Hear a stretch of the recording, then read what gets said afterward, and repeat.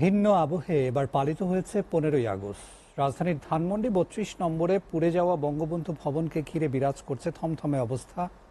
সেখানে শোক ও শ্রদ্ধা জানাতে কেউ গেলে পথে পথে বাধা দেওয়া হতো, অনেককে শারীরিকভাবে লাঞ্ছিত করে আটক করা হয়। 14 আগস্ট সন্ধ্যায় কিছু লোক বঙ্গবন্ধুর প্রতিকৃতিতে মোমবাতি প্রজ্বলন করে শ্রদ্ধা নিবেদন করলেও এরপরই ওই এলাকার দখল চলে যায় ছাত্র জনতার হাতে। তাদের দাবি, সন্ত্রাসী দল আওয়ামী লীগের রাজনীতি নিষিদ্ধের পাশাপাশি সাবেক প্রধানমন্ত্রী শেখ হাসিনা সহ আন্দোলনে খুনিদের বিচার নিশ্চিত করতে হবে।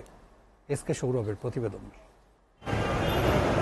বঙ্গবন্ধু শেখ মুজিবুর রহমানের ৪৯তম মৃত্যুবার্ষিকী আজ। ১৯৭৫ সালের ১৫ই আগস্ট তাকেই সপরিবারে হত্যা করা হয়। বিগত আওয়ামী লীগ সরকারের সময় রাষ্ট্রীয়ভাবে দিনটি শোক দিবস হিসেবে পালিত হলেও এবার ছিল ভিন্ন চিত্র।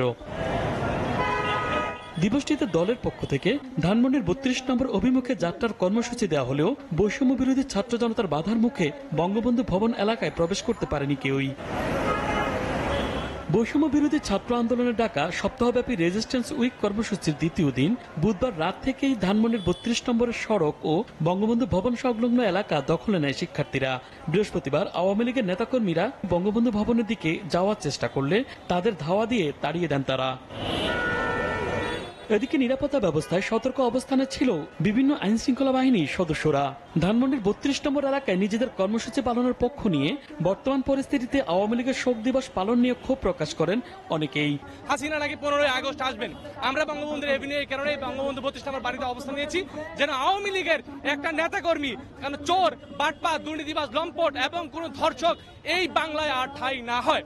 যে হত্যাযজ্ঞ চালিয়েছে আওয়ামী লীগ যে স্বৈর শাসনের মাধ্যমে, এইটা যেন আর না ঘটে, আমরা সেজন্য আজকে এখানে সমবেত হয়েছি। খুনি হাসিনার যে অনুসারীরা ছাত্রলীগ, যুবলীগ, আওয়ামী লীগ যারা কোনো ধরনের অবৃত্তিকর ঘটনা না ঘটাতে পারে, আমরা সেজন্য এখানে শান্তিপূর্ণ অবস্থান কর্মসূচি পালন করতেছি। 15 জুলাই থেকে 5 আগস্ট পর্যন্ত আন্দোলনে গণহত্যার বিচার দাবি করেন ছাত্র জনতা। ছাত্র জনতা, শ্রমিক, সকল শ্রেণীর মানুষ এসে জড়ো হয়েছেন যাতে কোনো বিশৃঙ্খলা তৈরি না করতে পারেন। আমরা গত 16 বছর ধরে দেখেছি, আমরা জুলুম সহ্য করেছি।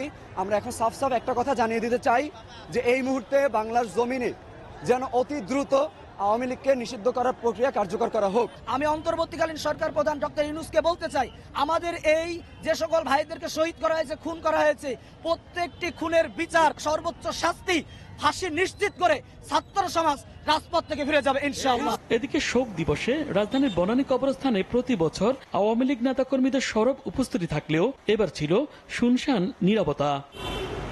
SK Sourav, SATV, Dhaka.